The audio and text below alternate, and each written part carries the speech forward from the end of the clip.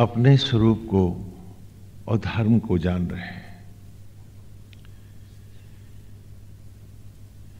पूर्व की ऋचाओं में भी हम अपने आप ही को पढ़ते रहे और हमने बड़े ही अद्भुत ढंग से देखा है कि जो भी कथाएं हैं, भले समय के साथ उनके रूप बदले हैं, लेकिन हर कथा के पीछे समाज को सुशिक्षित करने का और अपने आप को पहचानने का ही उद्देश्य रहा है। इस सूक्त की ऋचाओं में जो छठा सूक्त हमारा चल रहा है, आरंभ से ही एक परिपक्व अवस्था की ओर वेद हमें ले जा रहा है, क्योंकि सनातन धर्म का आदि काल से यह मान्यता रही है कि मानसिक परिपक्वता ही कल्याणकारी है। और जब तक बौद्धिक रूप से व्यक्ति परिपक्व नहीं होता, मेंटली मैच्योर नहीं होता, उसकी हर उपलब्धि उसकी जिंदगी में एक बोझ ही बना करती है। चाहे वो नाते रिश्ते हों, चाहे वो सगे संबंधी हों, भौतिकता हो, जो कुछ भी हो, बौनी मानसिकता बाह्य जगत को सहारा मानकर जीती है।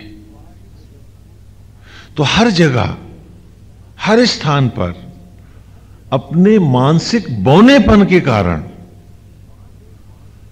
हम मान लेते हैं कि हम पंगु हैं, हम मान लेते हैं कि हम अपंग हैं, और इसलिए हम सहारे खोजते हैं।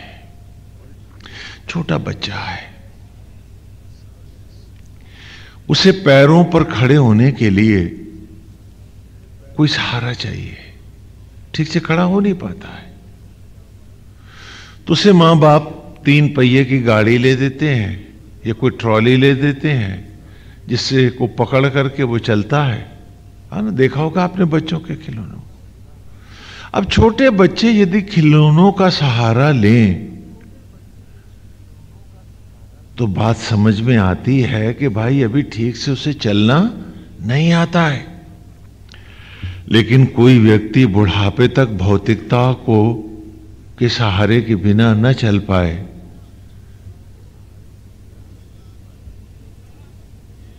तो क्या ये कोई सुखद बात होगी?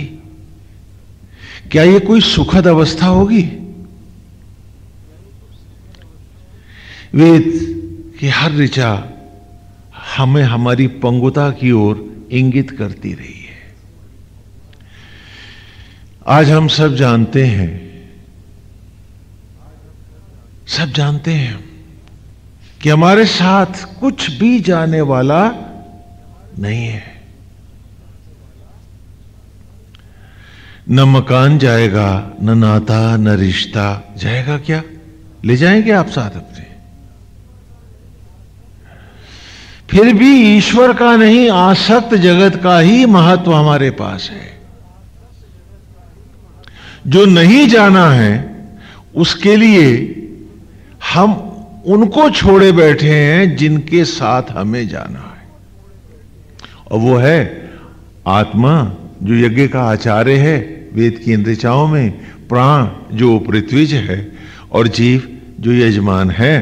तो इस यजमान का जो कुछ भी अस्तित्व है इन्हीं के कारण है, और इन्हीं की दया से ही चिता की राख वनस्पतियां बनती हैं, और इन्हीं के यज्ञ के द्वारा वनस्पतियों से ये दुर्लभ तन, ये रूप मिलता है। और ये यज्ञ का रहस्य हमने अब इन ऋचाओं में बहुत अच्छे से विस्तार से पढ़ा है। फिर भी हम आसक्ति को ही ईश्वर की राह से बड़ा मानते हैं भौतिक आसक्तियों को। उसका कारण है 1000 लोगों को भी एक व्यक्ति जिसका एक पैर ही नहीं है चलता हुआ देख ले तो क्या हुआ? क्या वो चल पाएगा? नहीं, उसे तो बैसाखी चाहिए ना। तो तो हमारे में एक इनबॉर्न एक फीलिंग आ गई है जो हमारे जीवन में घर कर गई है कि नहीं, हम तो पंगु हैं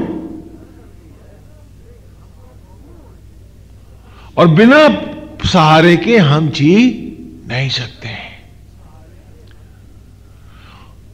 और जिसका पैर नहीं है, बैसाखी उसके पैर की जितनी ही तो महत्वपूर्ण है। तो अगर उसकी बैसाखी खो जाए तो उसे कितनी तकलीफ होगी, उसे तो पैर कटने का ही तो दुख होगा। आज यही स्थिति हमारी है कि थोथे संबंध ही हमारा सब कुछ बन गए हैं और ईश्वर, भक्ति, आस्था, इस सब को हमने बेमानी घोषित कर दिया है। जानकर भी चल नहीं पाते हैं। आसक्तियों की रस्सियां हैं, उन्हीं से हमने अपने को बांध रखा है और आसक्ति की रस्सियों से एक सिरे पर हम बंधे हैं, दूसरे पर हमारा मकान है, नाता है, रिश्ता है तथा कथित उपलब्धियां हैं। यदि आज शरीर छूट भी जाए तो रस्सियां तो न छूटेंगी।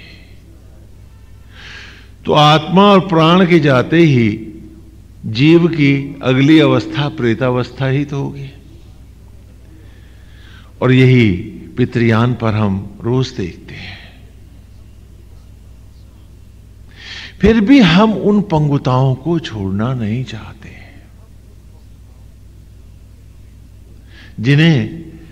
जिनके ठीक विपरीत हमें होना है, लेकिन क्यों नहीं हो पाते हैं? क्योंकि हमारा मानसिक बौनापन ही हमारा सबसे बड़ी पीड़ा का कारण है। मेंटली मैच्योर नहीं हो पाते हैं, उतने ही बौने रहते हैं जितना घुटनों चलता एक बालक। उम्र भले बढ़ती है लेकिन मानसिकता बौनी की बौनी रह जाती है हमारी। इसीलिए तो हम सत्य को स्वीकार नहीं कर पाते। इसीलिए तो हम इस सत्य की राह पर मस्त, निश्चिंत, उन्मुक्त होकर बड़े एक साधारण से इस परिवर्तन के साथ एक सुखद जीवन में जी सकते हैं, जो वेद की हर ऋचा हमें बराबर दिखा रही है, निरंतर दिखा रही है कि सचराचर एक बाग है जिसे स्वयं परमेश्वर बना रहा। वही बाग का मालिक है, हम सबको भी उसने बनाया है। हमें माली की भावना से उसकी बगिया की सेवा करनी है और माली बन करके तनख्वाह उसी से लेनी है। पेड़ों से तनख्वाह नहीं मांगनी, नहीं तो हम सब चोर कहलाएंगे। इतनी सी बात थी कि हम पूरी ईमानदारी और निष्ठा से उसके निमित्त होकर जीवन के विभिन्न दायित्वों को, जहां वो हमें खड़ा करे, हम उनको उसके निमित्त होकर पूरा करते हुए भावना उसी के साथ बनाए रहें। और फिर जेही विधि राखे राम ताही विधि रही है। लेकिन इतनी जरा सी बात भी हमारी बौनी मानसिकता को नहीं समझ में आती है। हम नहीं समझ पाते क्योंकि हम मानसिक रूप से मान बैठे हैं कि हम बहुत घटिया हैं। तभी तो हमें एक बड़ा मकान चाहिए, बड़े नाते और रिश्ते चाहिए, बड़ी पोजीशन के बेटा और बेटी चाहिए। क्यों? ये सब नहीं होगा तो हम बड़े हो ही नहीं सकते। हम तो महाघटिया हैं, खोटे हैं हम। और ये खोटापन हमें सालता है बड़ेपन की ओर भागने के लिए, और खो जाते हैं जिंदगी के अमृत क्षण और भटक जाते हैं हम लोग। हम भूल गए कि हमारा बड़प्पन तो हमारी अंतरात्मा है, वो नहीं है। एक बड़ी पोजीशन हो जाए, एक बड़ा पद हो जाए, मेरों के पास भी कुछ अच्छी अच्छी पोजीशन हो जाए, तो मैं सोसाइटी में कह सकूं कि भाई मैं भी इस सोसाइटी में मूव करने काबिल हूं, मैं भी बड़ा आदमी हूं, बड़ी गाड़ी हो जाए, नौकर चाकर हो जाए, मतलब ये सब ना हो तो मैं बहुत घटिया आदमी हूं। तो मैं खुद घटिया नहीं हूं, मेरा अंतरात्मा ईश्वर भी घटिया है, मुझको बनाने वाला भी तो घटिया है। तभी तो मैं बड़प्पन के लिए ये थोथे सपने सजाए और जिंदगी के हर लम्हे को तबाह करता घूम रहा हूं। आज हम नहीं सोच पाते हैं, और यही हमारी दुख है, यही हमारी पीड़ा है, और यही हमारी आसक्तियां हैं। ये दिखाती हैं कि कितना बौना है तू, कितना छोटा है। और आज वो छुटपना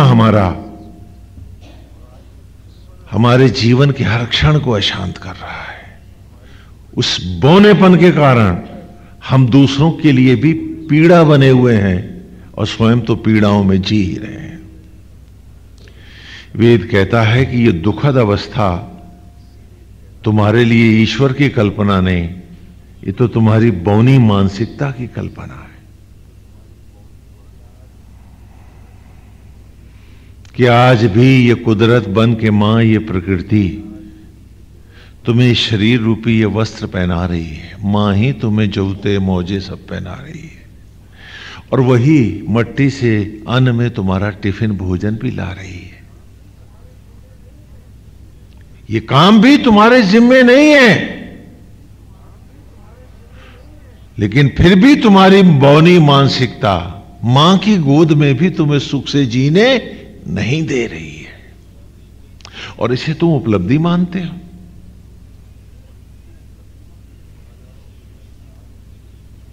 ये मालाओं के टकसाल, ये भजनों के नाटक क्या कभी कुछ दे पाए तुमको? क्या इस बौनी मानसिकता में थोड़ी सी भी मैच्योरिटी, परिपक्वता ला पाए? पूछो अपने आप से।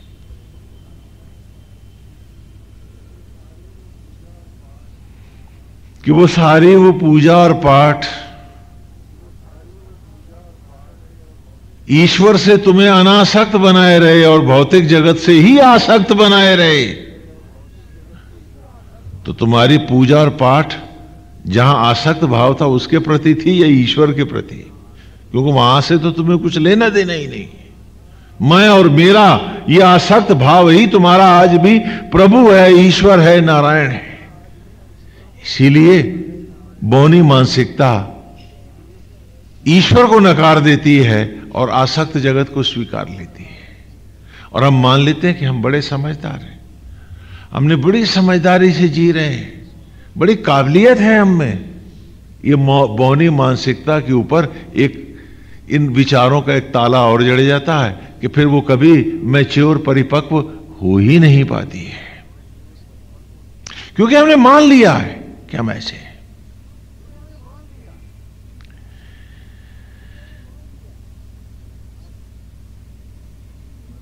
यही हाल हमारे सन्यासियों का भी है, स्वामी लोगों का भी है, कि बड़ा मठ हो, बड़ा नाम हो, ढेर सारे चेले हों, नहीं तो स्वामी जी बड़े कैसे होंगे? मुझे बचपन की बात याद आती है कि एक लकीर खींची और कहा कि इस लकीर को बिना काटे, बिना मिटाए छोटा करके दिखा दो। तो तुरंत दूसरे ने उससे बड़ी लकीर खींच ली, बोले देखो ये छोटी होगी।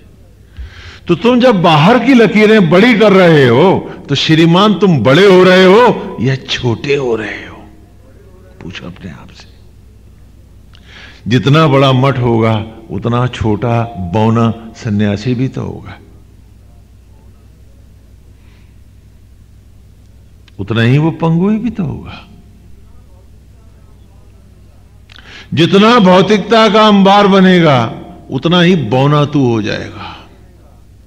इतनी सी बात हमारी बौनी मानसिकता में नहीं बैठ पाई, हम नहीं समझ पाए, और इसीलिए हम हमेशा अपनी बाहर की रेखाओं को बड़ा करते रहे और भूल गए कि हमारी रेखा तो छोटी होती जाएगी, हम उससे तो छोटे। जब हम अपनी उपलब्धियों से ही हम छोटे हो गए, अरे तो हम कितने छोटे हो गए, फिर बड़प्पन की बात कहां रही? बाहर की लकीरों को छोटा करते तो हमारी रेखा बड़ी होती है। पर हमने तो सोचा बड़ा पैलेस हो जाएगा स्वामी जी, आईएएस पीसीएस हो जाएंगे बच्चे हमारे, फलाना हो जाएगा। क्यों भाई? हाँ, कंपटीशन में आ जाएंगे तो स्वामी जी सुख से जिएंगे। हमने कहा आप कभी सुख से नहीं जिएंगे।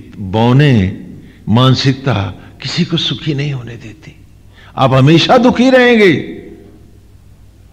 सुख तो क्षणिक होगा, दुख अनंत और अथाह रहेगा आपके पास। क्योंकि बौनी मानसिकता हर जगह खंडित होती है, टूटती है।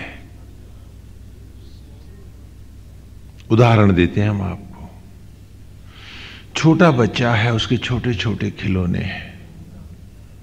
अब खिलौनों से ही उसने अपने आप को तद्रूप किया हुआ है, आइडेंटिफाई किया हुआ है। वो खिलौना नहीं है, उस बच्चे की पहचान है। ये खिलौना मेरा तो मैं भी तो खिलौने का। तो जहां खिलौना टूटा वो रोने लगा, क्योंकि खाली खिलौना नहीं, पहचान टूटी है। वो बड़ा हो गया है, उसकी शादी हो गई। अब बचपन का खिलौना टूटे तो बीवी के सामने भाएं भाएं भाएं करके रोएगा क्या? बोलो, नहीं, अब नहीं रोएगा। क्यों? क्योंकि अब वो आइडेंटिटी, वो पहचान अब खिलौने से नहीं, पत्नी से ले रहा है। ये मेरी पत्नी, मैं इसका पति। ये खिलौना टूटेगा या कमजोर पड़ेगा तो जरूर दुखी हो जाएगा। ये बौनी मानसिकता से थोड़ा सा परिपक्व हुआ तो खिलौने का रूप बदल गया। और यदि यहां से भी और परिपक्व होता, अगर होता तो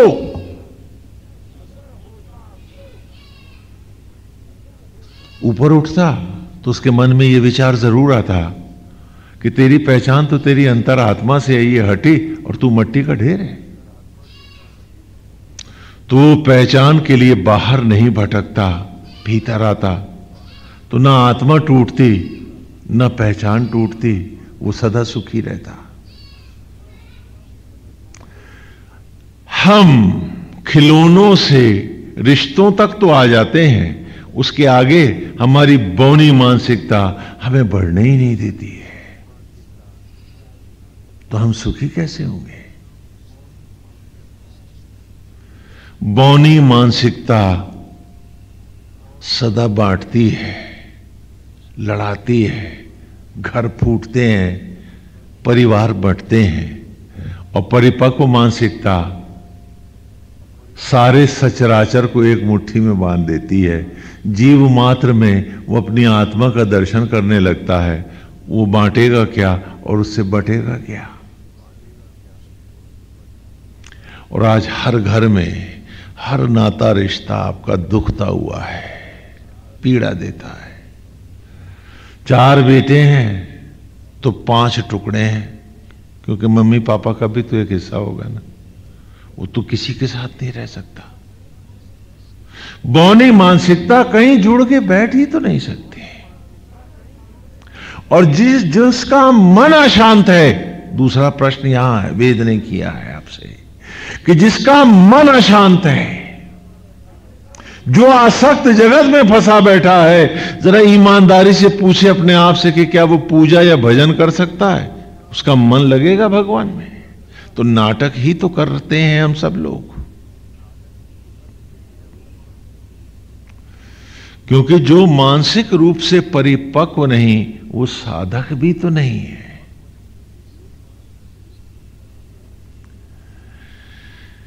वेद हर ऋचा में हमें अंतर्मुखी कर रहा है, उस परिपक्व मानसिकता की ओर ला रहा है जो अथाह सुख है। और हम हैं कि बौनी मानसिकता को ऐसे सीने से लगाए बैठे हैं कि नहीं, हम तो पंगु रहेंगे स्वामी जी, बस कल्पना खाली धर्म की करा दो, बहुत काफी है। तो तुम्हारी वो पूजा, तुम्हारी वो साधना, तुम्हारे वो मंत्र, वो जाप, उनका मतलब क्या है? एक उदाहरण दिया था कि कुछ लोग बैठे भजन गा रहे थे। मेरे को दिल्ली जाना जी। बड़ा अच्छा भजन गा रहे थे, सुर में, ताल में, हारमोनियम भी था, झांझ मजीरे भी थे, तबले भी थे, ढोलक भी था। क्या गा रहे थे? मेरे को दिल्ली जाना जी, दिल्ली बड़ी प्यारी है जी, बड़ी सलोनी है जी। और दिल्ली पे वारी जाएंगे, फलाना करेंगे, बड़े अच्छे अच्छे भजन गा रहे थे। तो वहां एक सन्यासी भी बैठा हुआ था। कहने बाबा आपने देखा हम दिल्ली के कितने बड़े भक्त हैं? उसने कहा हाँ वो तो मैं तुम्हारे भजन सुन ही रहा हूं। कहने क्या कभी इस जीवन में हम दिल्ली के दर्शन कर पाएंगे? कहा वो सामने रेलवे स्टेशन है, वो है खिड़की, टिकट खरीदो, रेलगाड़ी में बैठ जाओ, सीधे दिल्ली पहुंच जाओगे। कहने वो तो ठीक है, लेकिन हमारे घर द्वार का क्या होगा, हमारे काम धंधे का क्या होगा? और जो लोगों को हमने पैसे दे रखे हैं वो उगराएगा कौन, उसको इकट्ठा कौन करेगा? तो उसने कहा तो फिर गलत भजन गा रहे थे ना, अब सही वाला भजन गाओ। भजो मकान दुकान जी, बीबी नौकर संतान जी। तुम्हें भजो राधे गोविंद से क्या लेना? नाटक करते हो। यानी ईश्वर के साथ भी ड्रामा करने से हम बास नहीं आते हैं।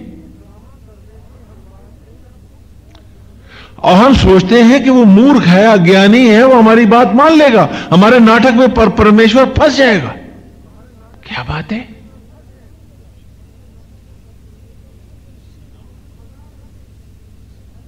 क्या हम उसे बता लेंगे, समझा लेंगे उसको कि मेरा भजो राधे गोविंद क्या है? भजो बीबी संतान जी, नौकर और मकान जी, नाता रिश्ता और सारा सामान जी है, राधे गोविंद से क्या लेना मेरे को? हम झूठ बोलते हैं। क्यों? क्योंकि हम मानसिक रूप से पंगु हैं, बौने हैं।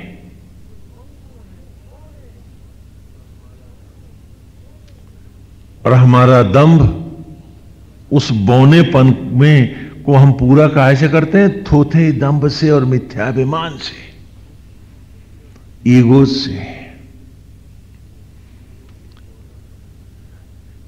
यदि ये बौनापन न होता तो हमें हर कोई रिलैक्स होकर जिया होता। ये जो ट्रूथ है, जो सत्य है, वो तो अपनी जगह है। तो फिर भटकना कैसा? फिर इतनी पीड़ाएं, इतनी चिंता, इतना आतंक क्यों?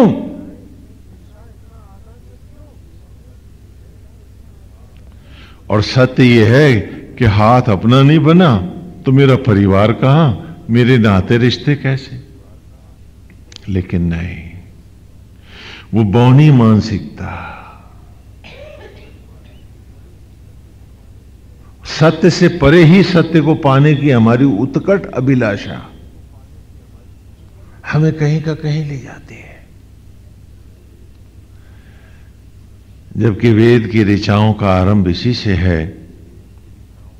इस सूक्त में जिसमें हम चल रहे हैं, पहली ऋचा से ही हमने आरंभ किया था कि युंजंतिम ब्रदनम अरुषम चरंतम परितस्थुषा रोचन्ते रोचना दिवी। क्या हो, आज तो इस बौनेपन को छोड़ दें। आओ आज उस आत्मा अनंत से जुड़ जाएं, एक बड़ी परिपक्वता में, एक मैच्योरिटी में आए, एक सत्य में आए कि युंज अंतिम जुड़े हैं अंतिम रूप से ब्रदनम ब्रह्म से, आत्मा से, अरुषम जिसकी ज्योति के कारण ही मैं देख रहा हूं, जिसके प्रकाश से ही मुझे सब आभास हो रहा है, सब दिख रहा है, जिसके प्रकाश से ही मेरे भी शरीर के पूर्व ब्रह्मांड आलोकित हैं। आओ आज ईमानदारी से सत्यनिष्ठ हो, आओ आज उस सत्य को पाएं, आओ आज उस मनोहर, उस मनमोहन श्री कृष्ण में बस जाएं, वो जो घटघट वासी है, वो जो आत्मा होकर विराजता हम में। बहुत आसक्तियों के मैल के टोकरे धोए हैं, उसकी दुर्गंध में हम बहुत ज्यादा बीमार, पीड़ित और व्यथित रहे हैं, उसके बोझ से हम बहुत टूटे हैं। आओ आज उतार के फेंक दें ये दुर्गंध के टोकरे, आओ आज आत्मा की सुगंध बसाएं, आओ आज आत्मा से जुड़ जाएं, आओ आज उस ज्योतिर्मय की शरण में जाएं। आओ आज अपने आप को एक बहुत बड़ा आश्वासन दे डालें।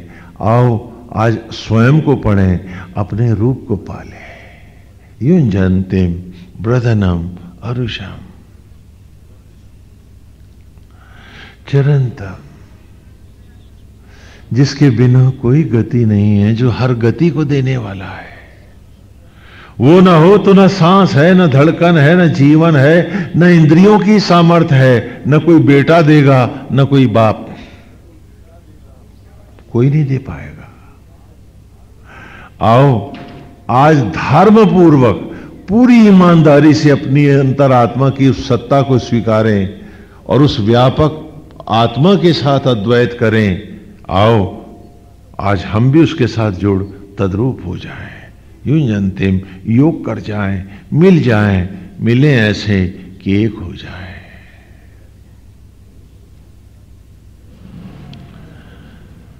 चिरंतम परितस्तुषा, और जो व्यापकता से हमें स्थायित्व देने वाला है, जिसके कारण ही जीवन के क्षण हैं, ये वर्ष हैं, ये सब कुछ है, जिसके हटते ही उम्र समाप्त हो गई है।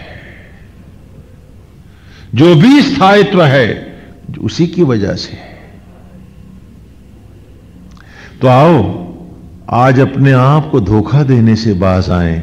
आओ अपनी आत्मा से जुड़ जाएं, क्योंकि वो नहीं तो न ये मिथ्या जगत है, न स्थायित्व है, न संसार है। तो चलो आज तो सच बोलें अपने से। बहुत बौने होकर बैसाखियों को खोज खोज कर बैसाखियों के लिए ही जिए हैं हम। आओ आज बैसाखियों से कह दें कि हम ब्रह्मदंडी हो गए हैं। ब्रह्म माने आत्मा, आत्मदंडी हो गए हैं। अब भौतिकताओं की बैसाखी नहीं, आत्मा का सहारा है। ब्रह्मदंडी है, आत्मदंडी है। आओ आज उस आत्मा से जुड़ें और उसी को अपना सहारा दंड बना लें। परितस्तुषा, आज उसी को अपना स्थायित्व बनाएं। व्यापकता से जो कुछ भी है, जो मेरा सहारा है, जो मजबूती है, जो कुछ है, वो मेरा अंतरात्मा है, मेरा गोविंद है, वही कृष्ण है, वही राम है।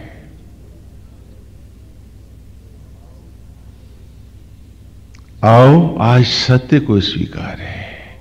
परछाइयों की लाठियां गड्ढों में गिराती हैं, हम सब जानते हैं, और फिर भी धुएं की लाठियां लिए घूमते हैं भौतिकताओं की, मटेरियल की।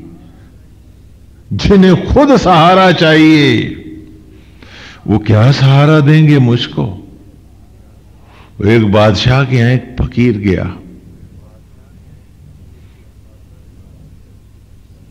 बादशाह ने कहा था कि कभी कुछ चाहिए हो तो मेरे पास चले आना।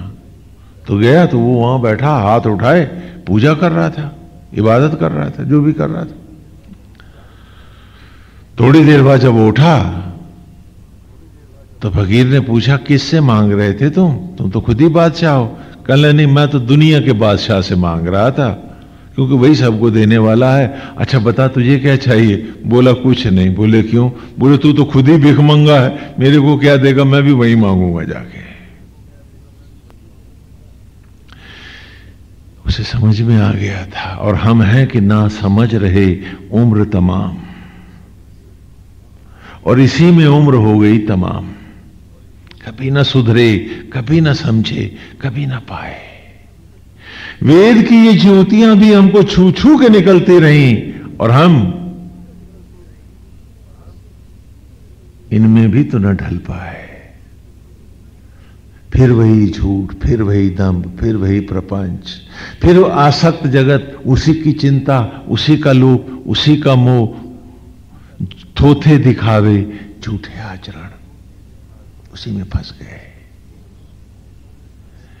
इतनी सुंदर सरस वेद की ये वाणी न धो पाई हमारे मन के मैल, हम मैले के मैले ही रह गए।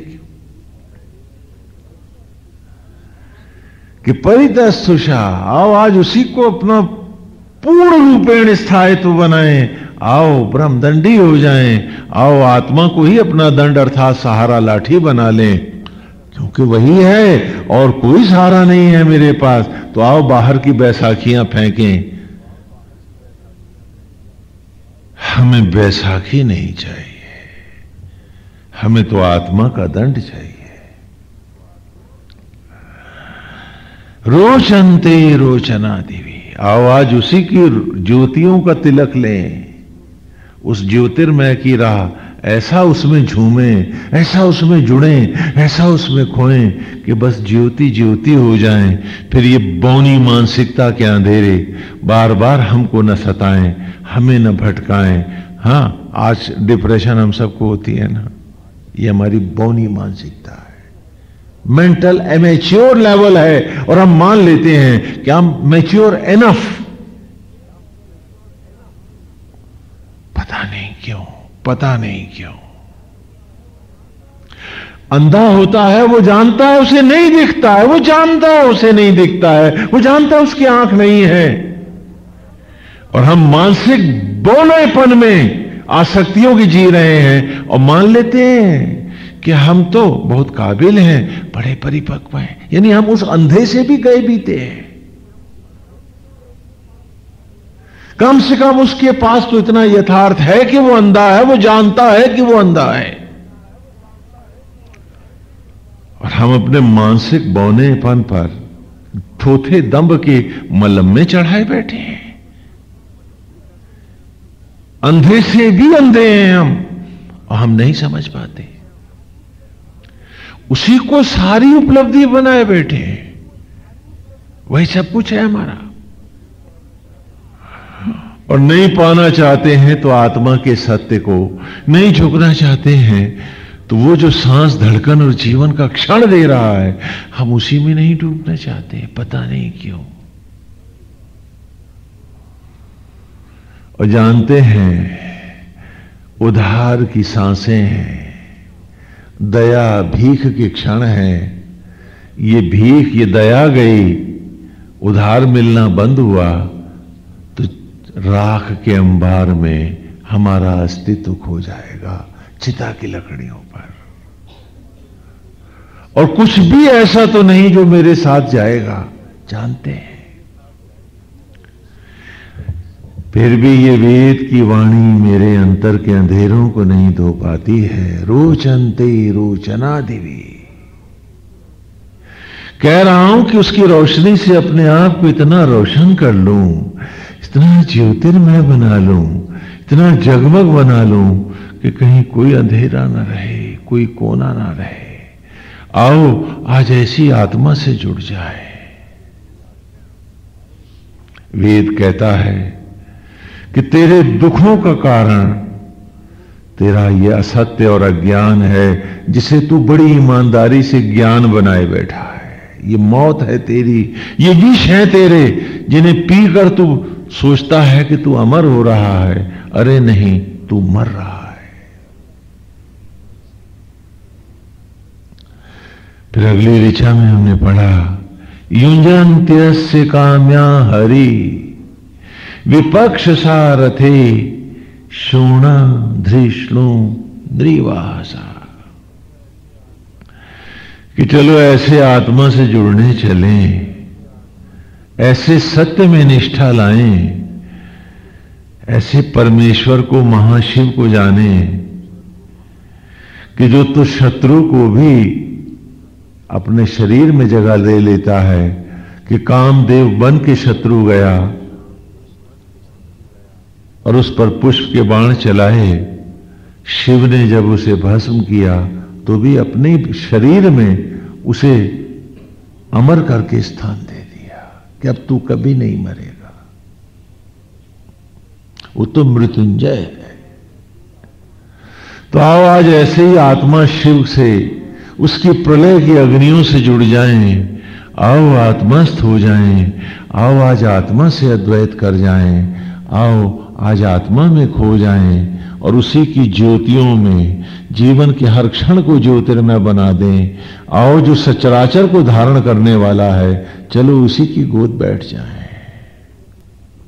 युंजन्त्यस्य काम्या हरि, कि जिससे जुड़ते ही संपूर्ण तृप्तियों, इच्छाओं और कामनाओं का हरण हो जाता है।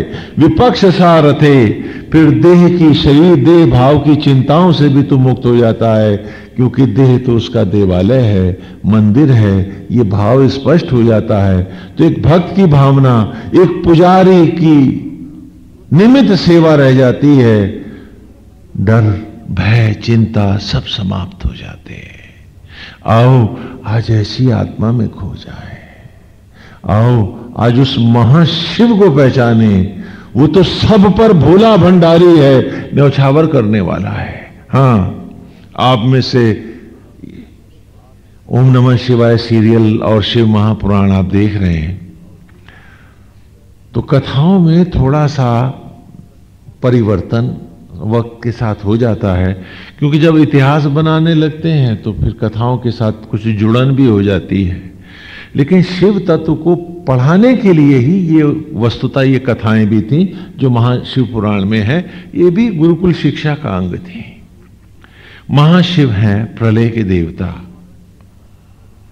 कैलाश पर्वत पर वास है उनका, और उन्होंने हिमालय राज की, हिमालय को जानते हैं आप?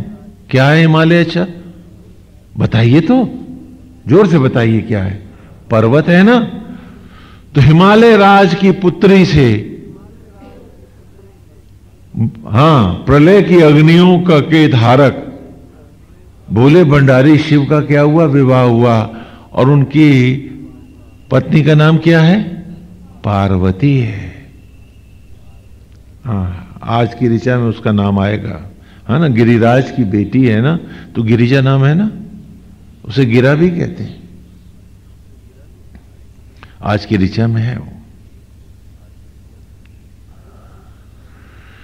तो देखो,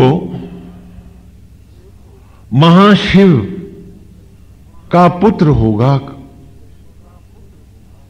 वही ताड़कासुर का वध करेगा।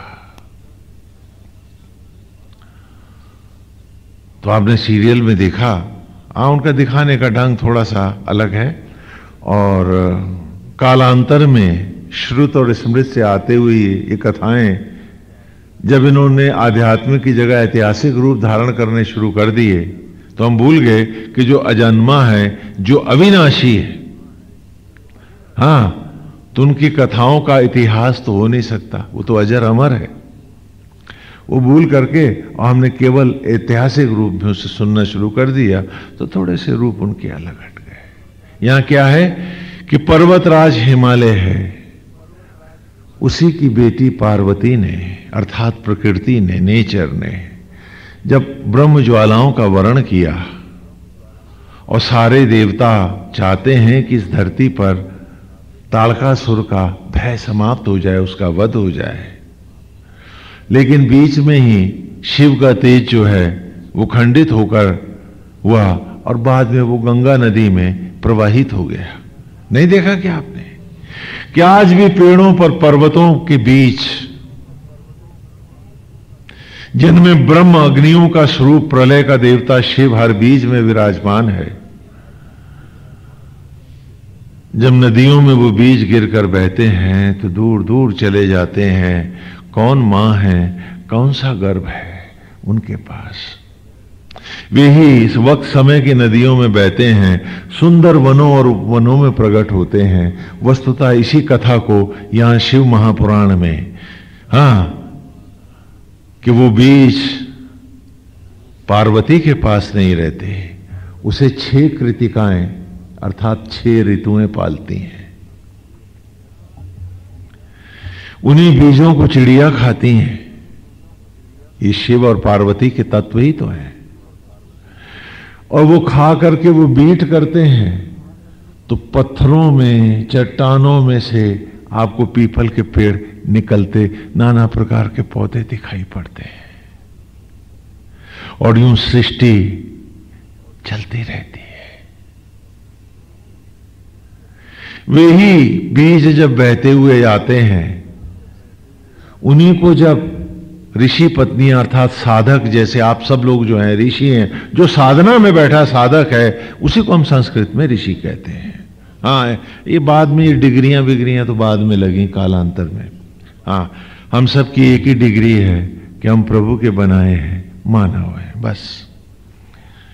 तो उन्हीं को, अन्न को उन्होंने भी खाया, तो उनके गर्भ में शिशु भी तो वही बीज बने। गेहूं खाते नहीं क्या तुम लोग? रोटी काहे की खाते हो? तो वे सब ही तो शिव और पार्वती, क्योंकि प्रलय की ज्वालाओं ने ही तो भस्मियों का अन्न का रूप दिया, और फिर ऋतुओं ने पाला। 6 ऋतुएं मालूम है ना? 6 ऋतुएं होती है ना? हाँ, ग्रीष्म, हाँ, फिर वर्षा, हाँ, फिर हेमंत, शिशिर, हाँ, हाँ, और क्या कहते हैं, शीत, और हाँ, वसंत, हाँ। तो इस प्रकार 6 ऋतुएं हैं, 2-2 महीने की होती हैं, तो 12 महीने का साल होता है। तो इन 6 ऋतुओं को ही हम कृतिका कहते हैं। उन बीजों को किसने पाला था? हम तो दंभ लिए बैठे हैं कि मेरा बेटा था, मैंने पाला स्वामी जी, मैंने बड़ा किया। अच्छा बताओ, शिव और पार्वती के उन अंशों को देवताओं के कहने पर जिन्होंने सृष्टि को दिया और सचराचर में पर्यावरण बना, तभी तो ताड़कासुर अर्थात ताड़ना देने वाली जो प्रलय की अग्नियां हैं, उसमें हम सब की रक्षा हुई। आज सब जो आप व्यथित हैं कि ओजोन लेवल जा रहा है, ये वनस्पतियां ही तो उसे बनाती हैं। तो उन सुंदर शिक्षा की कथाओं को हमने नए नए मोड़ दे दिए कि वो तो न्यौछावर करने वाला है। यदि वो न्यौछावर करने वाला ना होता, वो अपने बीज शिव और पार्वती न देते, तो तुम्हारी खेती में पौधे कहां से आते, पेड़ कहां उगते?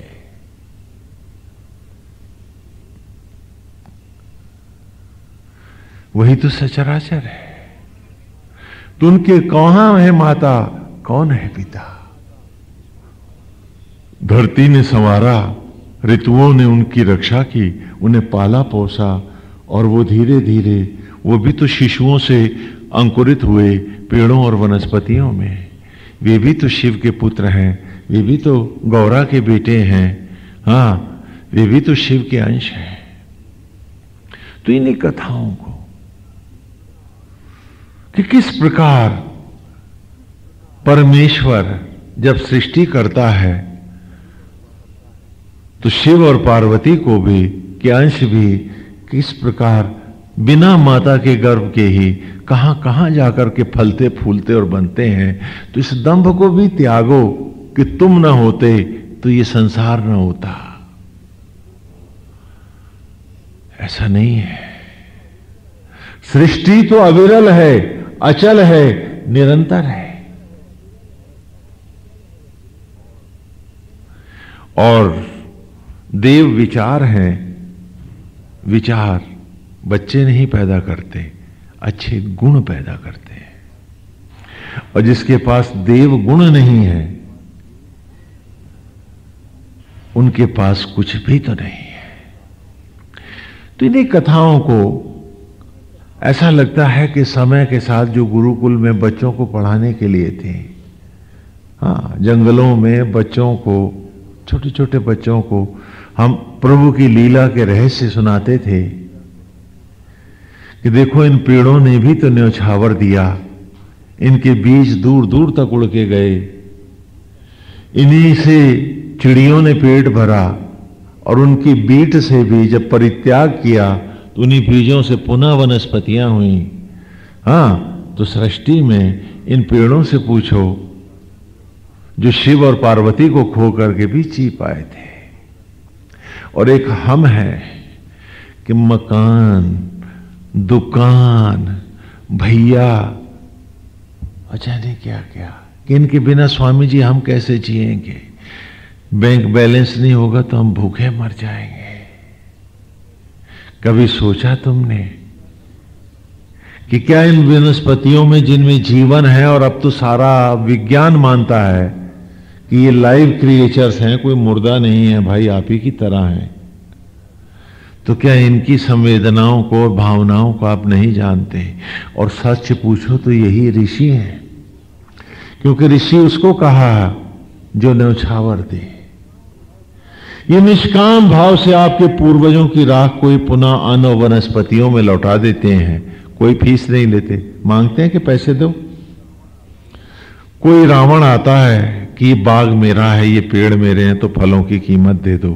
क्या कभी पेड़ ने भी फल के पैसे मांगे? क्या करता वो? क्या खरीदने जाता? तो निष्काम भाव से तुम्हारे ही परिवारों को सजा रहे हैं, संतति से वरद कर रहे हैं। और कैसे ऋषि हैं? पत्थर मारो फल देते हैं, लौट के पत्थर नहीं मारते। लेकिन हमने इनसे भी कुछ नहीं सीखा है। बच्चों को कथाओं के माध्यम से हम जब ऋषत्व और शिवत्व पढ़ाते थे तो सारी सृष्टि में ईश्वर कैसे घटघटवासी है। आज आप लोग भी किताब पढ़ लेते हो तो कहते हो स्वामी जी पत्ते पत्ते में भगवान है। तो हम अगर पूछ लें आपसे कि आपको भगवान की सौगंध, आप बताइए आपने किस पत्ते में भगवान देखा? या उद्धव की कथा कि उद्धव तुम कहते हो कि वो सब में है और तुम कहते हो कि तुम उसके पुजारी हो, तो बताओ तुमने किस में देखा उस परम ब्रह्म को?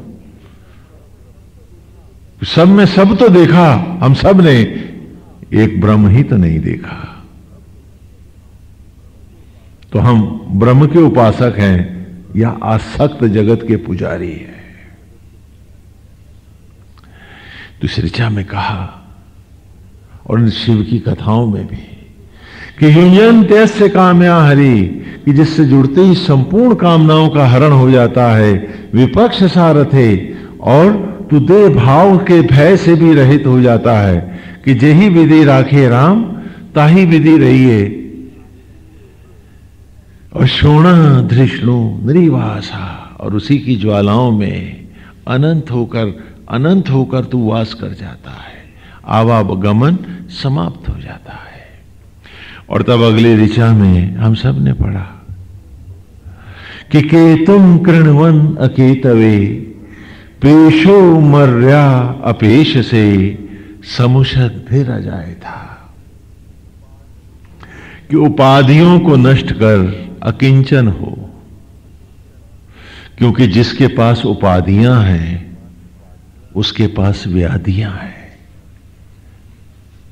वो समाधि नहीं ले सकता।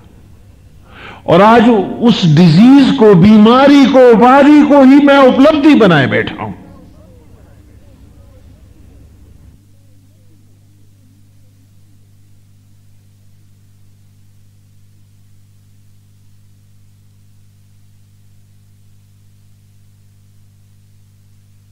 इसी से हम प्रकट हैं, हम उसी के अंश हैं, तो हम सब जाना चाहते हैं। और जितनी देर प्रवचन होता है हम सब जाना चाहते हैं, हम सब मानते हैं कि हम जाना चाहते हैं। लेकिन उसके बाद उपाधियों ने जहां विकराल रूप दिखाया, सत्संग उड़ गया, है ना। मेरा घर, मेरा परिवार, मेरे बच्चे, मेरी पत्नी, मेरा पति, मेरे नाते, मेरे रिश्ते, और कहां गया सियाराम जयराम? गायब, लुप्त हो गया। और फिर वही आ गया ना, भजो मकान दुकान जी, बीबी नौकर संतान जी, यही तो सियाराम सियाराम है तुम्हारा, भजो राधे गोविंद है। बाहर निकलते ही तो वही यहां वेद कह रहा है कि केतुम किण्वन अकेतवे, अरे उपाधियों को जला मन से, फूंक दे इन्हें। और अगर सब कॉन्शियस में ये बैठी रही, तेरा सारा तप, तेरी सारी पूजा एक ही सर्वनाश को जाएगी, विनाश को जाएगी। नारायण को नहीं, दंभ को जाएगी, पाप को जाएगी। अरे आचरण और व्यवहार में भले न छोड़, मन के संस्कार तो धो, ईमानदारी से सच तो मान ले। आज तू उतना भी मानने को तैयार नहीं है। कहा केतुम, केतु माने ध्वजा, पताका। पताका किसका? प्रतीक है उपाधि का, फ्लैग, ईगो, मिथ्याभिमान का। मन से भी छोड़ने को राजी नहीं। मैंने तो आचरण से छोड़ने को नहीं कहा था। कहा था मन से तो इसे ईमानदारी से मान ले बेटे, वो नहीं कर पाऊंगा मैं। हाय मेरे हैं ना स्वामी जी, छूटते हैं क्या? और जिसका मन से ये उपाधि नहीं गई, उसके पाप नहीं गए, और जिसके पाप नहीं गए वो पुण्य क्या कमाएगा? मन से भी छोड़ने को हम राजी नहीं है, मन से भी त्यागने को हम राजी नहीं हैं। और वेद कह रहा है कि आगे अगली ऋचा में क्या आएगा, पहले यही बात कर मुझसे कि क्या मन से इस बात को तू मानने को राजी है? यदि नहीं है तो तू भगवान क्या पाएगा? आचरण से छोड़ने को वेद ने नहीं कहा। उसने कहा ठीक है, निमित्त भाव से सबकी सेवा कर, सब में सिर्फ मेरा ही ना देख। नारायण कहते तू मुझको ही देख, इतना मुझे प्यार कर, हर रूप में कर। लेकिन मैं उसे ईश्वर नहीं, नरक मान करके ही, आसक्तियों का एक संबंध मान करके ही मैं उसके साथ सड़ना चाहता हूं, अपराधी बनना चाहता हूं अपनी आत्मा के सामने भी। कितनी विचित्र बात है। वेद ने यह नहीं कहा, उसने कहा खाली मन से तो छोड़, नहीं तो भजेगा कैसे राम को? उतने के लिए हम राजी नहीं है। बेटी है, बहू है, ये फर्क तो रहेगा ही रहेगा बेटे और बहू में। हमारे मन का पाप गड्ढा अभी इसको भी मान पाटने को तैयार नहीं है, जबकि हमें जीव मात्र में राम देखना है।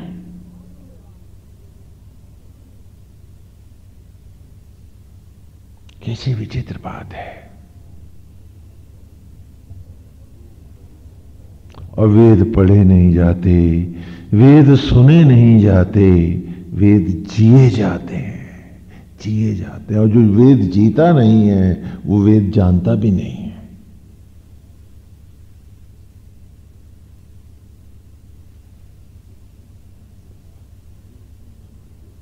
और जिसने मन के पाप न धोए उसने पूजा क्या की? मैली थाली में भजन होता नहीं तो मैला मन कैसे भज लेगा? जबकि मैली मुर्दा थाली भी नहीं चलेगी। तो मन मैला रहे तो तेरी पूजा कहां होगी?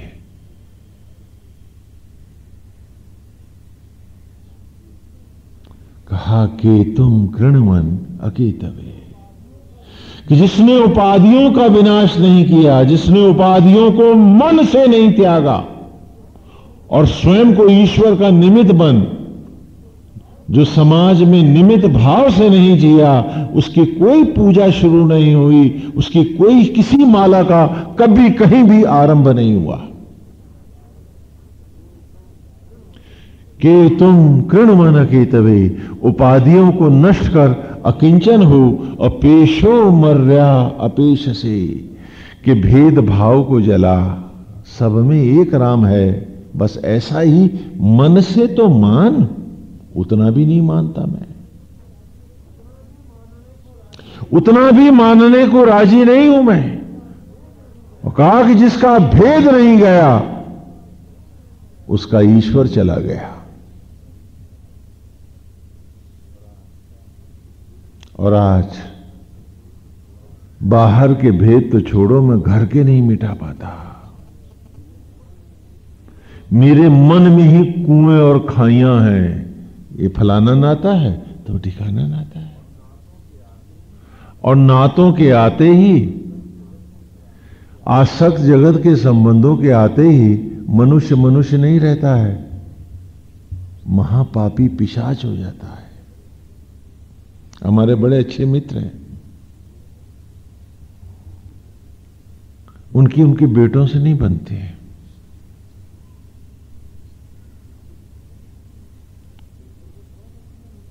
बेटे भी बहुत अच्छे हैं उनके, वो जहां रहे जो मांगे वो भिजवा देते हैं तुरंत।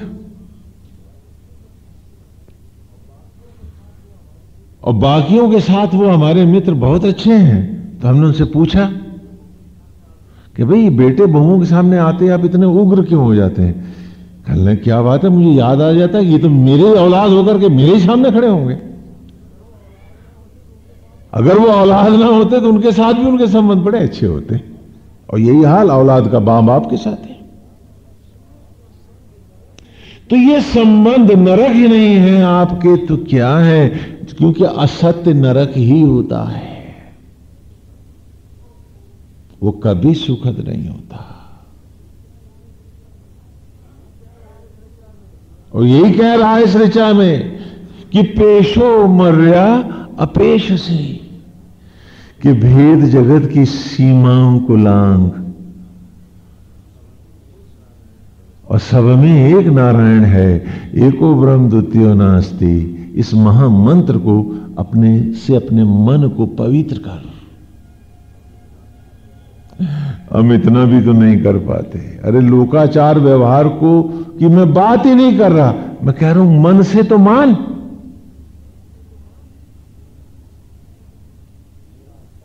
लेकिन नहीं, मेरा दंभ, मेरी ईगो, मेरा मिथ्याभिमान मुझसे सारी यातना दे रहा है, पीड़ा दे रहा है। मैं तड़प रहा हूं, वो मुझे जीने नहीं दे रहा है। लेकिन ईश्वर भले चला जाए, स्वामी जी ये दंभ, ये ईगो कैसे छोड़ सकता मैं? अवेद कहता है कि पेशो मर्या पेश से। अरे अपने सब कॉन्शियस को तो धो ले, अपनी मन की धाराओं को तो पवित्र कर ले। आचरण व्यवहार जैसा कर रहा है, वेद ने कहा मुझसे कोई लेना नहीं, मन तो धो। मैं उतने के लिए भी राजी नहीं ना। अरे वो तो मेरे हैं ना, मैं नहीं करूंगा तो कौन करेगा? अब मैं ही तो भगवान हूं ना, मैंने तो सबका किया है ना, तो मैं ही तो करूंगा। वो थोड़े ना था, शायद मैंने स्वयं को बनाया है। जैसे शिव अजर अमर अविनाशी स्वयंभू हैं, मैं भी स्वयंभू हूं, अविनाशी हूं, मैंने ही तो अपने को बनाया। ये दंभ आ गया है। नहीं तो ये पाप छूटता क्यों नहीं मुझसे? मैं पूछूं अपने आप से कि आज ईश्वर में और आसक्ति में, दो में एक को छोड़ना है। और हर बार मैं आसक्ति को लिपट जाता हूं और ईश्वर को छोड़ देता हूं। तो मैं पुजारी आसक्तियों का हूं या नारायण का? पूछो अपने आप से। अवेद की ऋचा कह रही है पेशो मर्या पेश, कि मूल और अकिंचन हो, उपाधियों से रहित हो, समुषद भी रजाए था, जो प्रातः काल के सूर्य के समान नारायण की राह में भक्ति के इस पवित्र मार्ग पर जन्मना चाहता है। अरे तो जा पहले बाहर मूल और अकिंचन हो। नहीं तो ये पूजा, ये थालियां, ये नाटक, आडंबर तेरा और दंभ बढ़ाते रहेंगे कि मैं बड़ा पूजा करता हूं या करती हूं, मैं तो सत्संगी हूं। और सच क्या है कि मन कुसंग का मल ही खाता है हर सांस।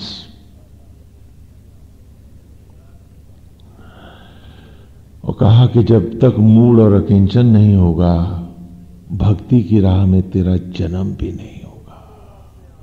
सिर्फ धोखा देगा अपने आप को, सिर्फ धोखा देगा। क्यों? क्योंकि पहले भी तेरा जन्म कब हुआ था? जब तू मूल था और अभेद था, तभी तो तूने शिशु रूप में जन्म पाया। क्योंकि तू, तेरा गर्भ में प्रवेश ही संभव नहीं है, तो जन्म कहां से हो जाएगा तेरा?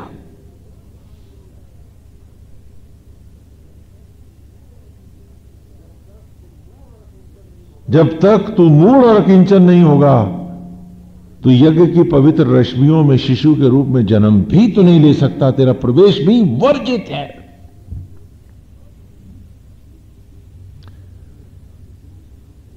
क्योंकि इस सामग्री से भी कहीं पवित्र होगा तभी तो यज्ञ की ज्वालाओं में आएगा। तो भेद और उपाधि की अपवित्रता को लेके तू गर्भ में प्रवेश भी तो नहीं पाएगा। तो जब यथार्थ में भी जब तक तू मूढ़ और अकिंचन नहीं हुआ, गर्भ की पवित्रता में तेरा प्रवेश भी नहीं हुआ तो और तेरा जन्म भी नहीं हुआ,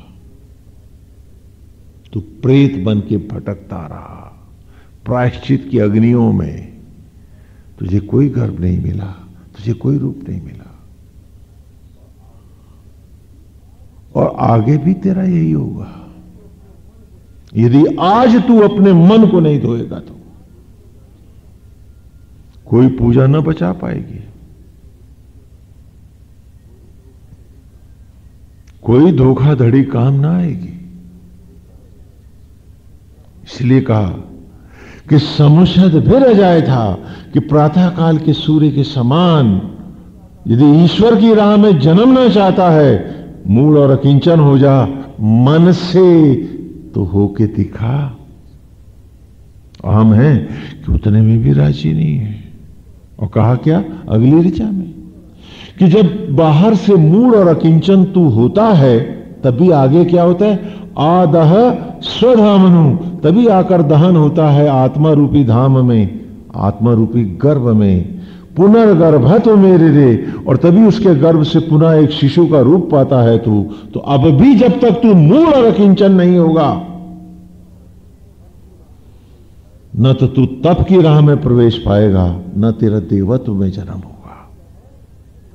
तो कहा आदह स्वधामनु, आकर दहन हो आत्मा रूपी धाम में। पुनर्गर्भ तो मेरे रे, और उसी के गर्भ से ज्योतिर्मय सूर्य बनकर प्रकट होके दिखा। तो दधाना नाम यज्ञ, तब यज्ञ के नाम को चरितार्थ कर। जो यज्ञ है, जो सृष्टि होती जिससे, उस यज्ञ की ये मर्यादा है। और जो इसे नहीं मानेगा वो भटकता रहेगा प्रेत और पिशाच योनियों में। और कब तक, जब तक उसके ये भाव नष्ट नहीं होंगे उसका उद्धार नहीं होगा। इसमें 1000 वर्ष लगे या करोड़, इमेटीरियल, कोई मतलब नहीं। अरे तो जिसे प्रेत योनियों में जाके तुम्हें छोड़ना पड़ेगा, उसे अभी क्यों न छोड़ दो कि वहां जाना ही ना पड़े। कितनी सुंदर बात कह रहा है वेद हमसे, और हम हैं कि मान के नहीं दे रहे, घूम फिर के फिर वही है।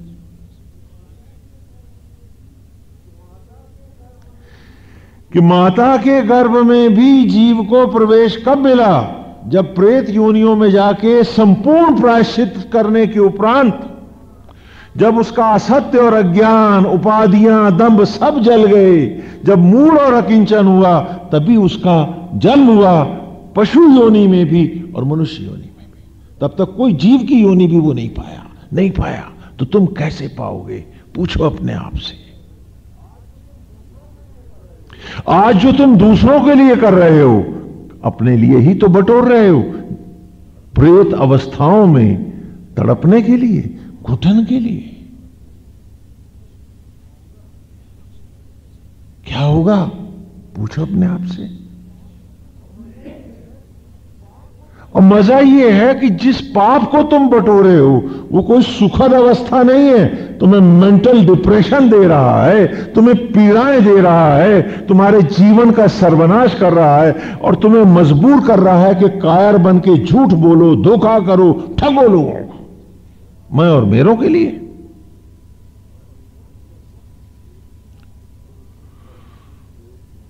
तो उसकी परिणति प्रेत योनियों के प्रायश्चित ही तो होंगे, नहीं क्या? क्योंकि गर्भ में माता के प्रवेश तब तक नहीं पा पाओगे जब तक मूढ़ और अकिंचन नहीं होगे। तुम्हें दोबारा जन्म नहीं मिलेगा, एक हरण की योनि में भी। मनुष्य की तो बात ही मत करो।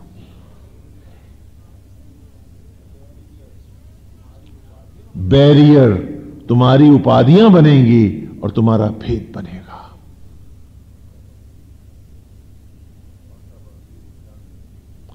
और तब अगली ऋचा में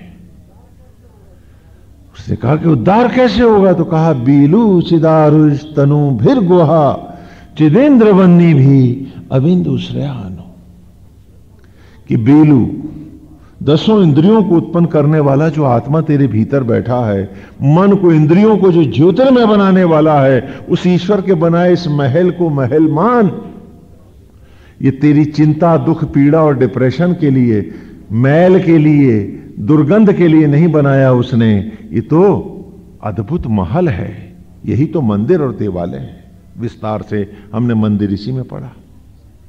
और जनेऊ की भी कभी तीसरा सूत्र यही है। यज्ञोपवीत के 3 तागों का एक तागा है ये। और कहा इसे मंदिर मान और इसमें पुजारी बन। कैसे बन? तो अगली ऋचा में हमने पढ़ा कि देवयंतो यथा मतिम अच्छा विदद वसुम गिरा महामनुष्य श्रुतम, कि जो इस आत्मा की जैसा देववत ही हो गया। देवयंतो यथा मतिम अच्छा, और जिसकी मति आत्मा के साथ जाके निर्मल हुई, जिसने आसक्त का और भेद का और उपाधियों का परित्याग कर दिया, मन से भी ना छोड़ पाए हम, तो कब छूटेंगे? कैसे छूट पाएंगे हम? कि देवयंतो यथा, क्या आत्मत हो गया जो कि सिए राम में और जेहि विधि, हाँ सिए राम में सब जग जाने, और जेहि विधि राखे राम ताहि विधि रही। और क्या कि नारायण आप ही मेरा सर्वस्व है, आप ही नाता है, रिश्ता है, मित्र है, सब कुछ है। मैं आपका निमित्त हूं। संसार बाग है, आपका बनाया प्रभु, मैं आप ही के द्वारा बनाया आपका निमित्त बेटा हूं। आप बाग के मालिक हो तो मैं पुत्र बन माली बनता हूं। बाग की सेवा को ही शिरोधार्य करूंगा, तो मेरा सच्चा सुख सेवा है। लेना सुख नहीं है, सेवा सुख है। यही मेरा सुख है। और तब कहा कि जब इस राह में आ, जब प्राणी मात्र की सेवा ही तेरा सुख हो जाए, मन बुद्धि निर्मल होकर आत्मा और प्राण के साथ अद्वैत कर जाएं, तो देख उस यज्ञ को। किस यज्ञ को? तो पिछले रविवार की ऋचा में हमने पढ़ा था, अनवद्यैर अभिद्युना इंद्रेण संग ही द्रक्षसे। इंद्रेण जब ऐसा हो जाए तो क्या हो? इंद्रेण संग ही द्रक्षसे संयगमानो अभिव्युषा मंदो समान वर्चसा। तब इस सत्य रूपी यज्ञ को पहचान। अभी तक तो बाहरी स्वा आहा गाता रहा है, अब आ तुझे यज्ञ दिखाऊं कि इंद्रेण संग ही द्रक्षसे। इस यज्ञ की मर्यादा क्या है कि ब्रह्म ज्वालाओं में सामग्रियों के साथ एक होकर के जाएंगे। आचार्य, उपाचार्य और यजमान, तीनों जब एक साथ सामग्री के साथ ही यज्ञ में प्रवेश पाएंगे, अभिभूषा, तभी तो नई सृष्टि होगी। ये वो यज्ञ नहीं है कि आचार्य ने मंत्र गाए, उपाचार्य ने घृत का संचार किया और साथ में गाया और दोनों ने अपनी दक्षिणा ली और घर चले गए। ये यज्ञ जो थे उस यज्ञ को पढ़ाने के निमित्त हैं। यज्ञ ये है जो मैं तुम्हें बता रहा हूं, और वो यज्ञ ही है जो सृष्टि का यज्ञ है। और आज भी सचराचर इसी यज्ञ से प्रकट हो रहा है, और वो यज्ञ है इंद्रेण संगही द्रक्षसे। कि ब्रह्म अग्नियों में सारे के सारे जुड़ करके निचुड़ गए जब आचार्य रूप आत्मा, उपऋत्विज रूप प्राण और यजमान रूप जीव, संजगमान हो, यजमान के साथ जब सब मिल करके अर्पित हुए, उसी यज्ञ में समाये, अभिभूषा, एक नया मोती जागा सीपी में। गर्भ से एक सुंदर जगमगाता हुआ सूर्य जैसा एक शिशु प्रकट हुआ, मंदू समान वर्ष था, और जो सारी सृष्टि का आनंद और मंगल बन गया। ये वो यज्ञ है जिससे सृष्टि होती है, क्योंकि उस शिशु में आत्मा भी है, प्राण भी है और जीव रूप यजमान भी है। तो जब तक ये तीनों इकट्ठे ना होंगे सृष्टि ना होंगी। और तू तो इन बाकियों को भुला करके रे यजमान बाहर भाग रहा है, तेरा उद्धार होगा कहां पर? पूछ अपने आप से कि वो जो कर सकते नहीं, वो जो तेरी अंतर में यज्ञ की आहुति बनकर बैठ सकते नहीं, वो जो आचार्य और उपाचार्य बैठे हैं और यजमान 10 इंद्रियों को 10 मुंह बनाए, विभस दशानन रावण बना, आसक्तियों के बाजारों में भागता फिर रहा है, उसका यज्ञ कौन करेगा? उसका उद्धार कैसे होगा? उसे ना अपनी उम्र का लिहाज है, ना अपने वक्त की पहचान है। क्या होगा उसका? और वो हम सब है, हम सब है।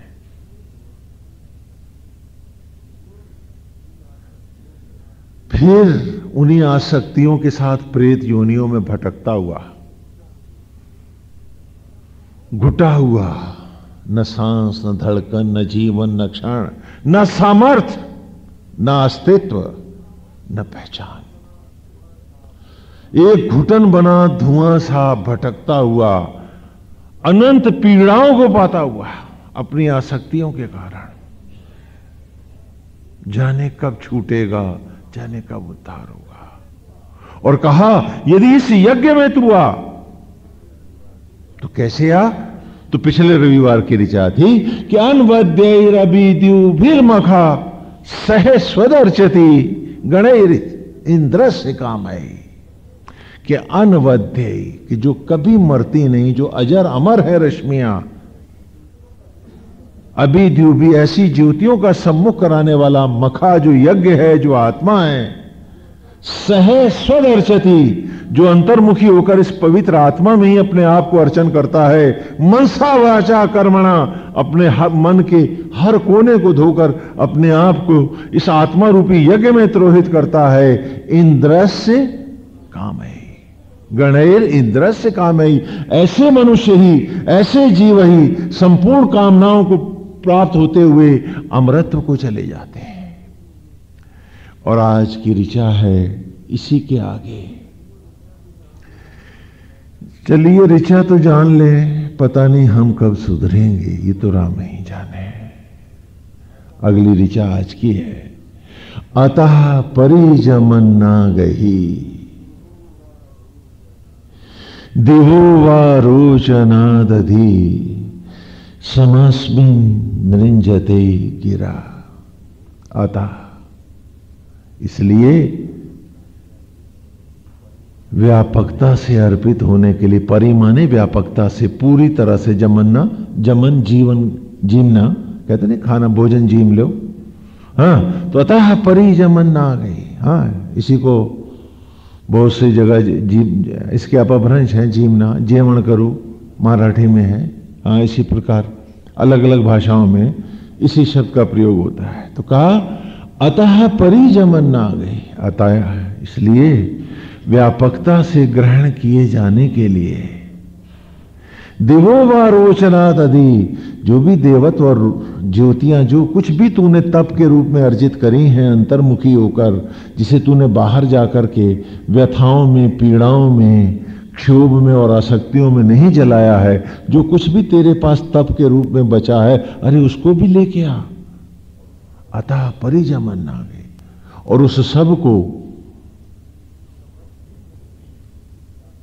समस्मिन् नृंजते जरा, सामग्री की जैसे बाहर दी है उसी प्रकार सामग्रीवत अपने ब्रह्म ज्वालाओं में आज अपना सब कुछ सर्वस्व इस आत्मा को अर्पित कर इसको जला। बाहर मत भटक, 10 इंद्रियों को रथ दशरथ हो जा और अपनी अंतरात्मा के सत्य को पा।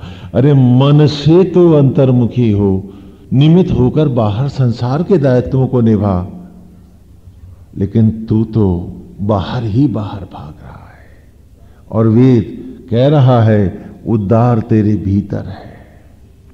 अतः परिजमन्ना गई, इसलिए व्यापकता से जीवने हेतु दिवो व रोचना तदि, जो भी देवत्व, जो भी प्रकाश, जो भी ज्योतियां, जो भी तप है हमारे पास, हे ब्रह्म ज्वाला, हे गिरा, हाँ, हे पार्वती, हे ब्रह्म अग्नि, हे सरस्वती, जो कुछ भी मेरे पास है, हे मां, आज उसे सामग्री की भांति मेरे अस्तित्व को मिटा दो, ये दूरियां समाप्त कर दो जो मेरी मुझसे है।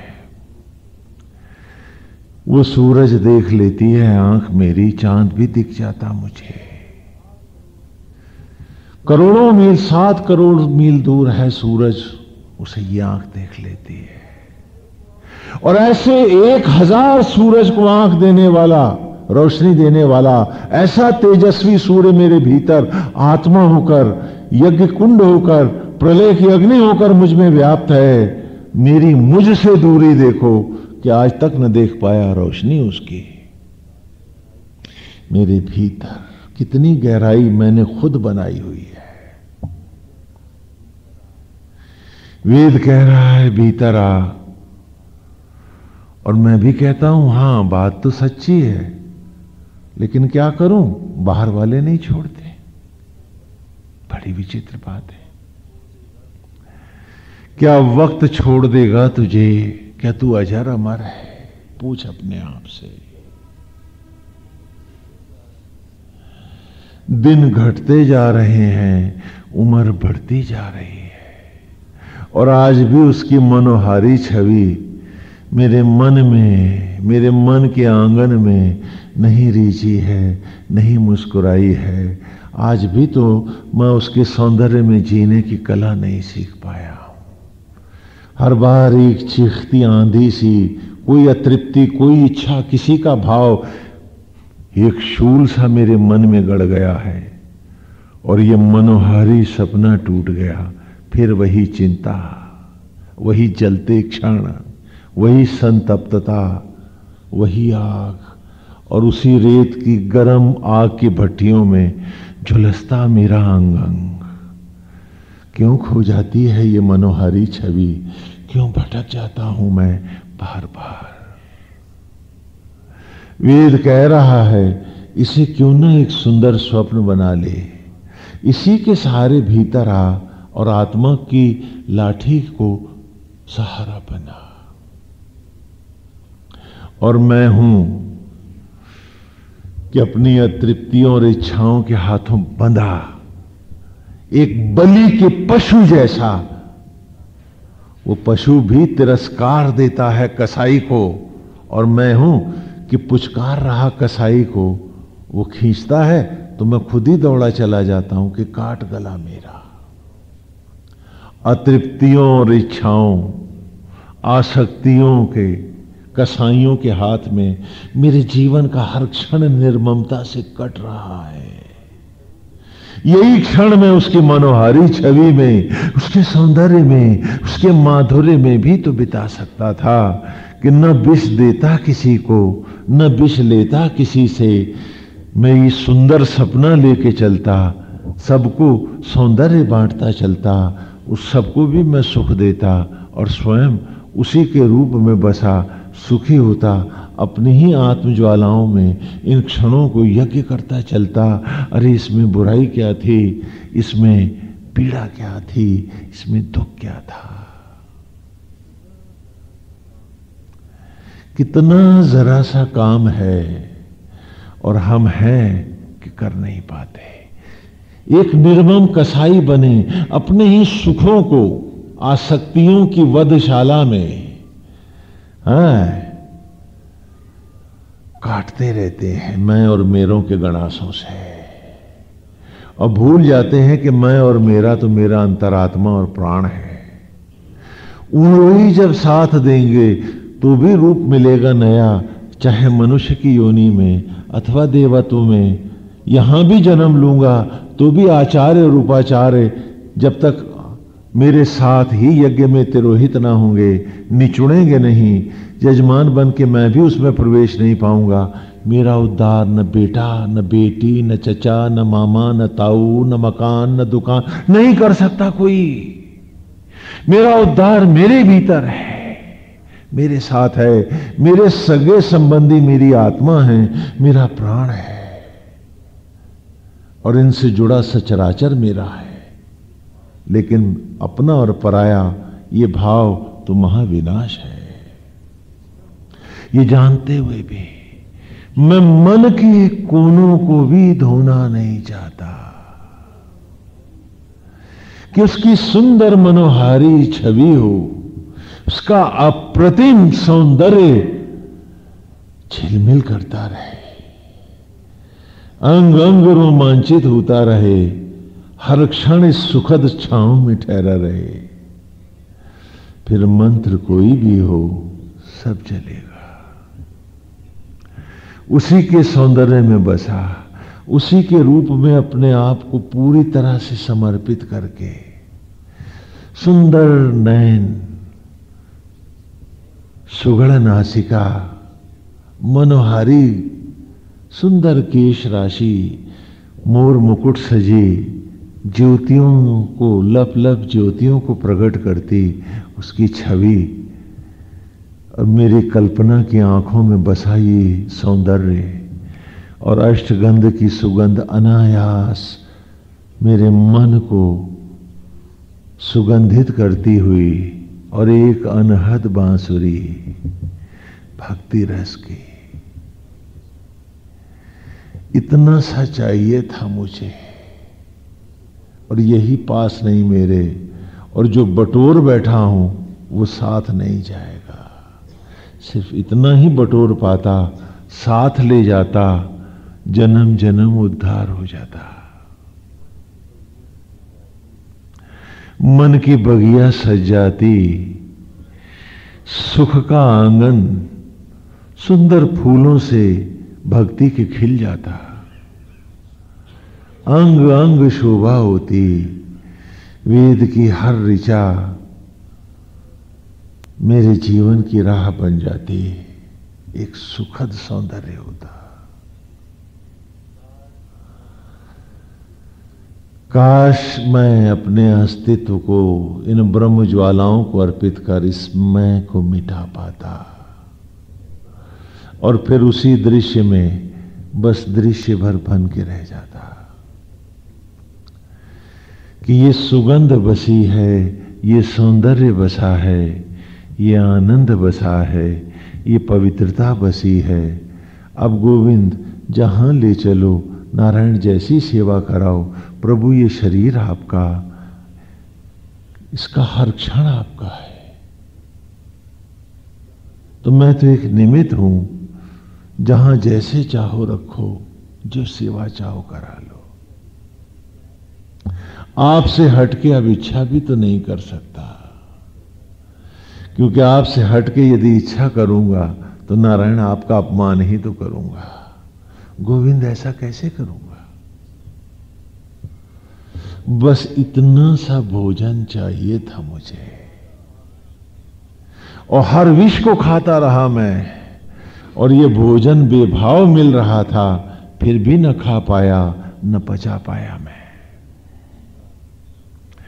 कि सुख ही सुख होता चारों ओर मेरे, और जो संतप्त भी आता मेरे पास बैठता और सुखी हो जाता। ऐसा भी तो हो सकता था, लेकिन न कर पाया मैं, उतना भी तो ना कर पाया मैं।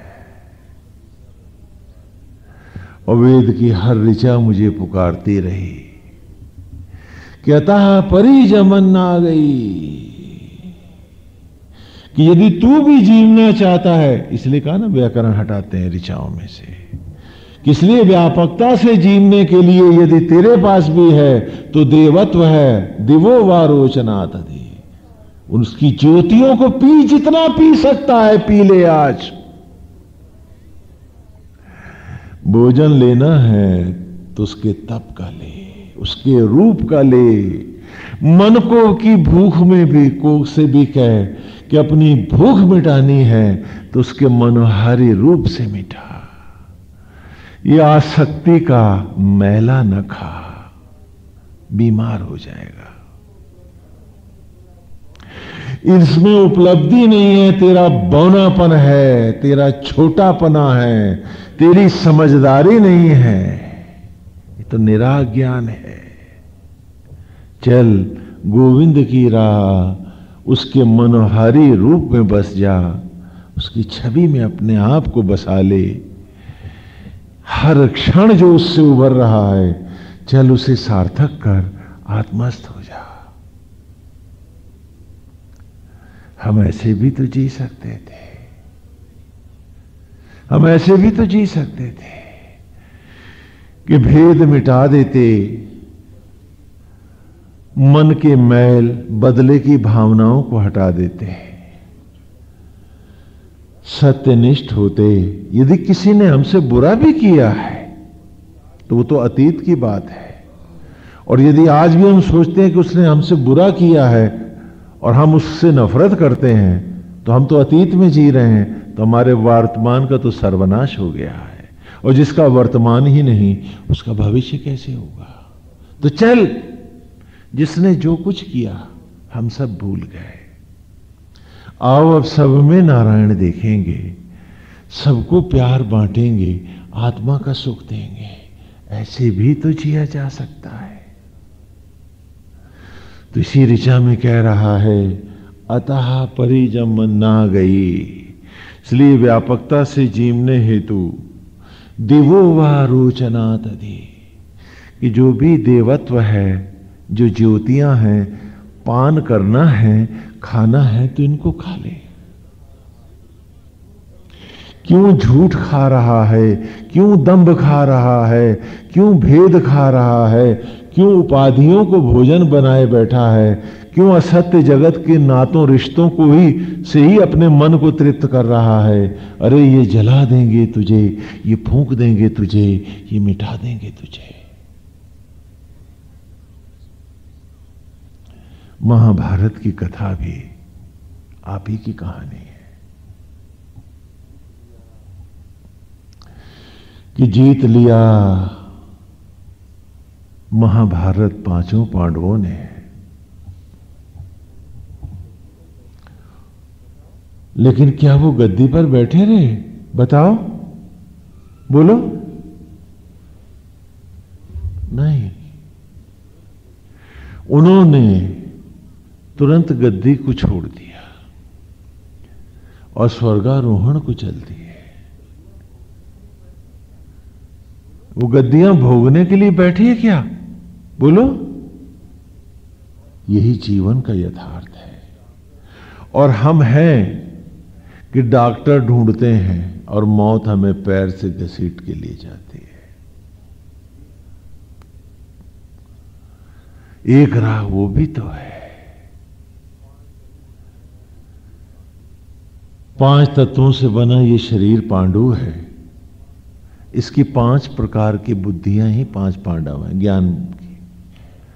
धर्म युधिष्ठिर है, संकल्प भीम है, लक्ष्य निर्णायक बुद्धि अर्जुन है, ज्ञान बुद्धि नकुल है और भक्ति सहदेव है। 5 तत्व से बना ये शरीर पांडु है। कुंठा से कुंतल सा ज्ञान लाने वाली चेतना शक्ति ही कुंती है यहां। इसलिए ये सारे पात्र जो है मनुष्यों की तरह उत्पन्न नहीं होते, जितनों के नाम ले रहा हूं मैं, है ना। 5 पांडव काय से पैदा होते हैं? मंत्रों से। जिसने जीवन को अभी मंत्रित नहीं किया उसके 5 पांडव ध्वस्त हैं, वो तो कुरु वंश में जी रहा। और द्रौपदी और कुंती भी यज्ञ की ज्वाला से उत्पन्न होती हैं, कोई मनुष्यों की तरह पैदा नहीं होती हैं। क्यों? क्योंकि इसे समझाने के लिए, पढ़ाने के लिए, इसे केवल एक मानवीय कृति न समझ बैठना, वरन यह आध्यात्मिक शोभा है कि 5 तत्वों से बना यह शरीर पांडु है, जो 5 मंत्रों से ही प्रकट होता है। बुद्धि इसकी जो है,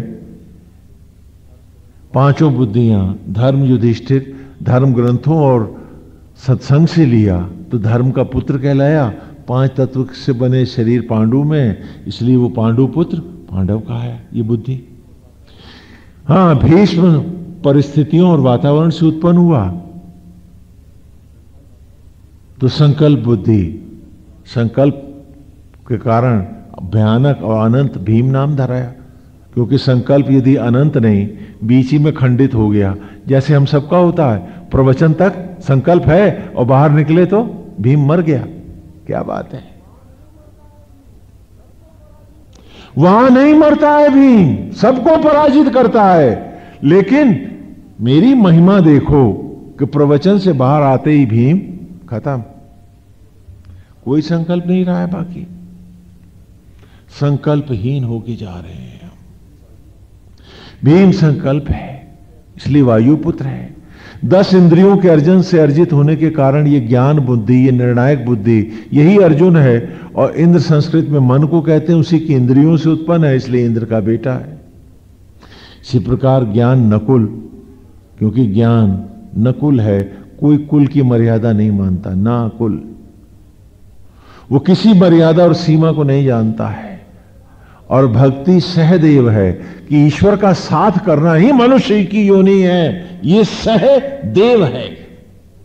और हमारा क्या है कि सहदेव नहीं है, सह आसक्ति है, सह मिथ्या जगत है, सहदेव ही तो नहीं है। यही तो हमारी पीड़ा है। काश ये सहदेव होता, लेकिन ये तो सह बेटा है, सह प्रॉपर्टी है, सह भौतिक जगत है, सह ईर्ष्या है, सह द्वेष है, सह लोभ है, सह मोह है, सह दंभ है, सह क्रोध है, सहदेव ही नहीं है। और पता नहीं कहां से हम भक्ति मार्गी हो गए, जबकि भक्ति बुद्धि का प्रतीक क्या है, क्या नाम है, सहदेव, जो देव के साथ रहे सदा। और यहां सह आसक्त जगत, मिथ्या जगत, पतित भाव, आज यही सहदेव है हमारा, नहीं है क्या? कैसे पाएंगे हम गोविंद को, कैसे पाएंगे हम उनके रूप को?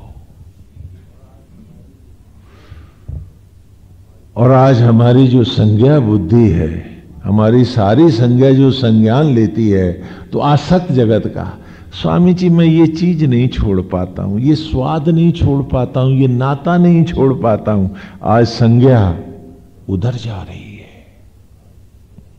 स्वर्गारोहण कैसे होगा, सत्य मिलेगा कैसे, गोविंद पाऊंगा कैसे? और 5 पांडव चल दिए हैं स्वर्गारोहण को, अध्यात्म की ऊंचाइयों पे, युद्ध धन स्थिर के आत्म ज्वालाओं में स्थिर होना है। अतः परिजमन ना गई, दिवो वा रोचना दधी, समस्मिन नृंजते गिरा। कि युद्ध धन स्थिर, जो ब्रह्म अग्नियों में स्थिर हो जाएगा, जो अपने आप को पूर्णता से अर्पित कर देगा, वही तो युधिष्ठिर होगा। और जब तक वो आत्म ज्वालाओं में स्थिर ना होगा, स्वर्गारोहण कैसे होगा? और हम तो आसक्तियों के गड्ढों में, दलदल और कीचड़ में भटकते हैं। और महाभारत कह रहा है कि चलो स्वर्गारोहण करें, आओ, सह आसक्त जगत, सह विषयांत जगत न बने, सह देव हो जाए। और हमारा कहना है कि स्वामी जी सुनने में तो अच्छा है, लेकिन यथार्थ में तो आसक्त जगत ही सब कुछ है, कैसे उद्धार होगा हमारा? हम इतना भी तो न कर पाते कि एक सुंदर उसकी मनोहारी छवि ही बसा लें और उसके अनंत स्वरूप को अपने मन के आंगन में बसाकर चलो उसके रूप से ही स्वर्गारोहण कर लें, उसी को स्वर्ग बना लें। ये जरा सा काम करने में भी आसक्तियां आंधियां बनकर, तृणावर्त बनकर हमें उठा ले जाती हैं और वासनाओं के गड्ढों में, घाटियों में हमें छितरा देती हैं। हमारा मानसिक एकाग्र, हमारी साधना और तप सब नष्ट हो जाते हैं। तो आए आज उस सत्य को जीवन में बसा लें। कि उसका मनोहारी रूप हो, उसकी छवि हो, तो स्वर्गारोहण की तैयारी हो। क्योंकि अगले रविवार तो पूर्ण स्वर्गारोहण की ऋचा आ रही है। क्या हम चल पाएंगे? क्या हम ईमानदारी से अभ्यास कर पाएंगे? हम सबको पूछना है अपने आप से कि क्या ऐसा संभव हो पाएगा? और करना क्या है? हम सब कल्पनाशील हैं। यदि हमारे पास कल्पनाएं ना होती तो हम 2 और 2 4 भी ना कर पाते। हम असत जगत की कल्पनाओं के हर चेहरे को प्रकट कर लेते हैं, तो एक मनोहारी छवि गोविंद की क्यों नहीं? आए उसके सुंदर मनोहारी रूप में अपने आप को बसा ले कि वो सुंदर मनोरम को अपने मन में धारण करें।